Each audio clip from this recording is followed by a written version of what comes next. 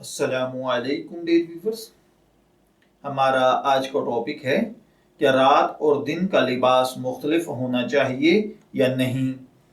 एक सवाल है जिसमें एक भाई ने पूछा है, इस बारे में बताइए कि रात का लिबास दिन के लिबास से मुख्तलिफ होना चाहिए या नहीं।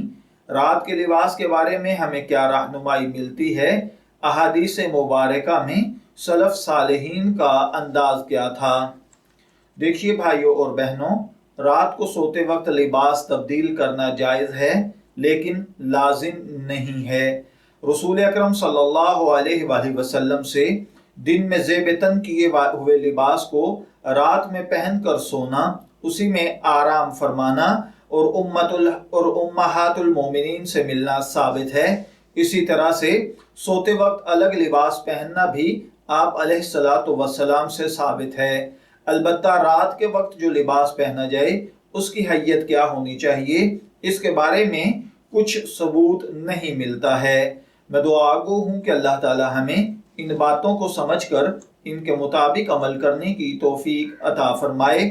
शब्बी रहमत को इजाज़त दीजिए, फिर हाजिर होंगे किसी नए टॉपिक के साथ।